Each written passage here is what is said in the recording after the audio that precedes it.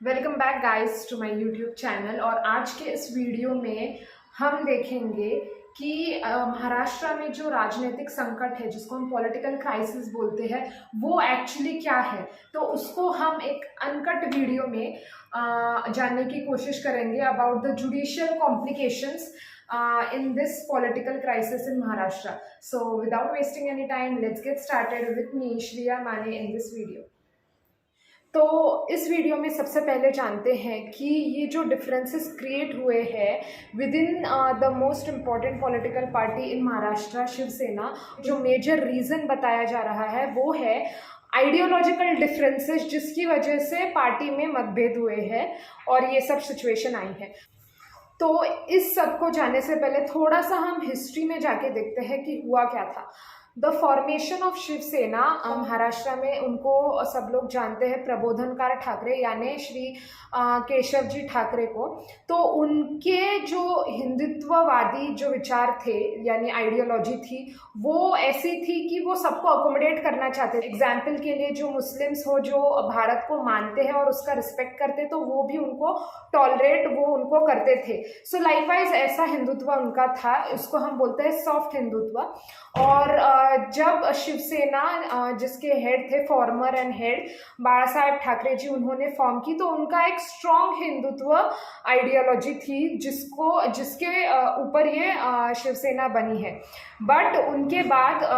उनके जो बेटे हैं, हमारे former chief minister of Maharashtra Uddhav Thackeray ji, तो उनको सब लोग ब्लेम करते हैं आज के इस क्राइसिस की वजह से कि उनकी जो हिंदुत्व आइडियोलॉजी है वो थोड़ी सी लेस पावरफुल हो गई। बट अगर हम देखेंगे तो आज के इसमें कॉन्स्टिट्यूशनली सब इक्वल है, और जैसे हिंदू लोगों को उनका सब रिलीजन प्रीच करने के लिए जैसा फ्रीडम है और जो राइट्स वगैरह दिए गए हैं अकॉर्डिंग टू द कॉन्स्टिट्यूशन, वो और बाकी सब रिलीजन्स को भी दिए हैं। और बाला साहेब ठाकरे जी थे, उनके टाइम पे सिचुएशन अलग थी, उनके टाइम पे कम्युनिकेशन इतना स्ट्रॉन्ग नहीं था, और जो रूल्स रेगुलेशंस थे वो इतने अच्छे से नहीं थे, इसलिए वहाँ पे उनके टाइम पे बहुत कम्युनल रॉयट्स भी हुए। बट अभी सिचुएशन डिफरेंट है, and according to the current times जो इससे शिवसेना जानी चाहिए, ऐसा उनका विजन है, वो वैसे आगे ले जा रहे थे। ओवर 25 ईयर्स पहले से ही हम देखते हैं कि बीजेपी और शिवसेना साथ साथ ग्रो हुई है, जैसे वो दिल्ली में और ये महाराष्ट्र में ग्रो हुई है। तो उनका एक अच्छा मतलब आइडियोलॉजिकली वो सेम होके साथ में आगे बढ़ रहे थे। एक टाइम था, एक पीरियड में उन दोनों ने युति करके, यानी with each other support they came to power. 2019 के इलेक्शंस में फिर उनके इसमें पावर स्ट्रगल होने लगा, तो उसको एक टर्म है जिसको बोलते हैं हम कॉमन मिनिमम प्रोग्राम, उसके तहत शिवसेना के हेड और शिवसेना ने अपने आइडियोलॉजी को मतलब अलग रख के एक गवर्नमेंट फॉर्म करने के लिए एक कॉमन मिनिमम प्रोग्राम के अंडर अलग अलायंसेस फॉर्म किए, जिसके तहत फिर 2019 में जो सरकार बनी वो थी महाविकास आघाड़ी सरकार। 5 ईयर्स तक ये सरकार बहुत स्मूथली चली, but due to internal differences आज हम देख रहे हैं कि उस पार्टी में दरार आ गई है। यानी आइडियोलॉजिकल डिफरेंस का मेन रीज़न सामने रख के उनके जो मेंबर्स थे, पार्टी के इलेक्टेड मेंबर्स थे, उन्होंने उस पार्टी को, यानी उनके हेड को छोड़ दिया है, और under a new head with the same party name उन्होंने दूसरे पार्टी में जाने का मतलब दूसरे पार्टी के साथ कोएलिशन गवर्नमेंट फॉर्म करने का निर्णय लिया है। तो ये सब चलते देख हम पहले के जो फॉर्मर प्राइम मिनिस्टर थे उद्धव ठाकरे जी, उन्होंने रेजिग्नेशन दे दिया, क्योंकि ऑनरेबल गवर्नर है, उन्होंने एक फ्लोर टेस्ट यानी मेजॉरिटी प्रूव करने के लिए एक फ्लोर टेस्ट लेने का मतलब प्रस्ताव रखा। बट उसके पहले ही उन्होंने रिजाइन कर दिया और गवर्नर के कहने पर जो न्यू मतलब जो लोगों ने डिसाइड किया था, द रिबेल्स हम कहेंगे, जिन्होंने पार्टी छोड़ी थी अंडर दैट हेड, तो उन्होंने और बीजेपी विद अलायंस उन्होंने एक न्यू पर्सन अपॉइंट करके फिर गवर्नर के कॉल पे एक न्यू सीएम अभी जो हम देख रहे हैं श्री एकनाथ शिंदे जी, उनको सीएम मतलब उन्होंने एज अ सीएम ओथ ली। तो यहाँ पे एक बहुत ही लीगल मैटर या लीगल बैटल हम कह सकते हैं, तो ये एक छेड़ गया है कि जिसमें एक जुडिशियल मैकेनिज्म पे भी एक क्वेश्चन उठा है। तो वो क्या है हम देखते हैं कि according to the constitution and everything, हमारे जो अभी जो क्राइसिस है उसमें दो सवाल आते हैं। एक तो एंटी डिफेक्शन लॉ पे और दूसरा है कि पार्टी हेड कौन होगा। तो ये दो मेजर सवाल है जो हम एड्रेस करेंगे या फिर जानने की कोशिश करेंगे। तो जो हमारा पहला है कि एंटी डिफेक्शन लॉ, तो रिबेल्स ग्रुप जो है उनके ऊपर एंटी डिफेक्शन लॉ क्यों नहीं लगेगा, यानी वो डिफेक्ट क्यों नहीं होंगे, क्योंकि सबसे पहले उनके पास है 2/3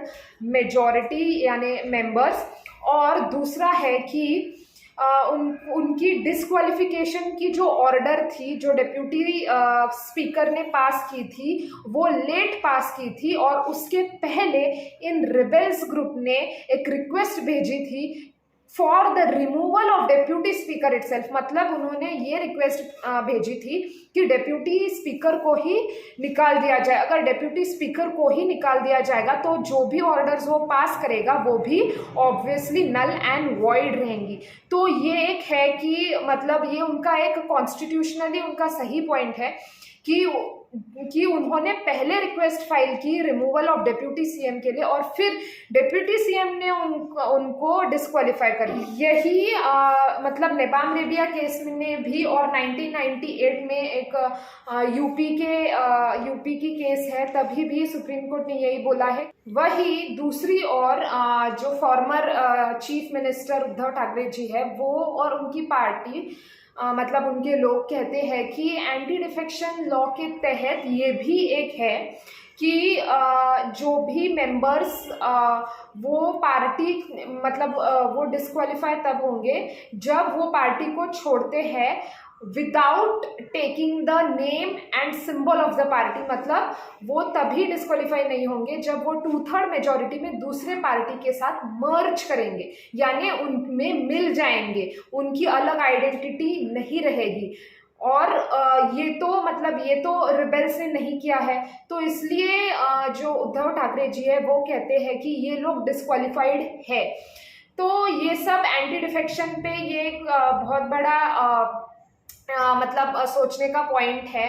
कि कौन एक्चुअली मतलब ये लोग एक्चुअली डिफेक्टेड है या नहीं है। पे ही हमारे जो चीफ जस्टिस ऑफ इंडिया थे रमन्ना जी, तो उन्होंने कहा है कि anti defection law needs to be updated. तो ये सब सिचुएशन देख के ही उन्होंने ये कहा है, और इसी चीज पे अभी तक सुप्रीम कोर्ट का फैसला आना बाकी है कि about the clarification of anti defection case किसकी बात सही है, कौन से पक्ष की बात सही है। दूसरा जो है कि कौन होगा पार्टी का हेड और कौन किसके पास है rights to issue the whip. अभी जब भी ये रिबेल्स ने मतलब ये छोड़ दिया था, तभी ही विप के अंडर, विप एक ऐसी चीज होती है जिसमें direction to vote in the particular ways of the party in a particular motion. मतलब जैसा पार्टी कहेगी वैसा उनको करना पड़ेगा, ये according to the rules and मतलब जो रूल बुक है पार्टी की उसमें लिखा रहता है, और वो मेंबर्स को अवॉइड करना रहता है। तो जो हमारे हेड ऑफ द पार्टी थे शिवसेना के, तो उन्होंने विप जारी की कि टू मतलब ये हमारे इसमें नहीं है, और ये लोग मतलब इनको खारिज किया जाता है, इनको सब उनके जो मतलब वो इलेक्टेड थे, उनके जो पद थे, उन सब में से रिमूव किया जाता है। बट फिर यहाँ पे क्वेश्चन आता है कि विप इशू करने वाली जो व्यक्ति है, क्या वो विप इशू कर सकती हैं, क्योंकि तब उनके पास मेजॉरिटी नहीं है जब उन्होंने विप इशू की थी। ओके। और दूसरी बात कि विप को टेस्ट करने के लिए एक्चुअल वोटिंग प्रोसेस होती है, बट हम वो नहीं डिसाइड कर सकते तब तक जब तक कि डिस्क्वालिफाइड मेंबर्स डिस्क्वालिफाइड है या नहीं, ये डिसाइड नहीं होता। यानी अगर डिस्क्वालिफाइड मेंबर्स डिस्क्वालिफाइड नहीं है तो जो वो वोट करेंगे इन द विप के लिए, तो उसके तहत फिर जो विप होती है वो इररिलेवेंट हो जाती। तो उसके बाद फिर जो मतलब ये सब टर्न ऑफ इवेंट्स हुए और उसी में governor invited the new CM और उन्होंने फिर ओथ ली। और फिर अभी जो न्यू डिप्यूटी सीएम है श्री देवेंद्र फडणवीस जी, तो उन्होंने सुप्रीम कोर्ट को रिक्वेस्ट की थी कि टू टेल द गवर्नर मतलब महाराष्ट्र के governor to not take a floor test, मतलब फ्लोर टेस्ट नहीं हो, क्योंकि अभी तक डिस्क्वालिफिकेशन पे सुप्रीम कोर्ट का जजमेंट नहीं आया है, which was a right thing to do. But फिर भी क्या हुआ, गवर्नर ने एक फ्लोर टेस्ट कैरी आउट की खुद से ही, जिसमें फिर उन्होंने मतलब जो 2/3 मेजोरिटी थी उनको, वो रिबेल साइड को पूरा वोट जाके फिर वो प्रूफ हुआ कि या सीएम जो है वो उनकी वैलिडिटी है ऐसे। बट अभी तक डिस्क्वालिफिकेशन पे कोई भी जजमेंट नहीं आया है, वहाँ पे पूरी अनक्लियरिटी है। और ये सब होने के बाद भी ऑनरेबल सुप्रीम कोर्ट ने वो फ्लोर टेस्ट जो होने वाली थी उस पे स्टे ऑन ऑर्डर यानी रुकावट गवर्नर की तरफ से नहीं की, उस पे स्टे ऑर्डर गवर्नर को लाने को नहीं बोला। तो ये खुद में ही दिखा रहा था कि सुप्रीम कोर्ट खुद ही कंफ्यूज्ड है कि अगर वो जजमेंट भी नहीं दे रहा है और दूसरी ओर वो मतलब जो चल रहा है वो मतलब कॉन्स्टिट्यूशनली वो चीज़ वैलिड है या नहीं वो भी नहीं बता रहा। तो इसमें इन सब में ये भी है कि ये मैटर एक्चुअली जो सेकेंड पॉइंट था कि who is the party head, तो वो मैटर अगर डिस्क्वालिफिकेशन पे हमको क्लैरिटी आ जाती तो वो मैटर फिर जाता ईसीआई हमारे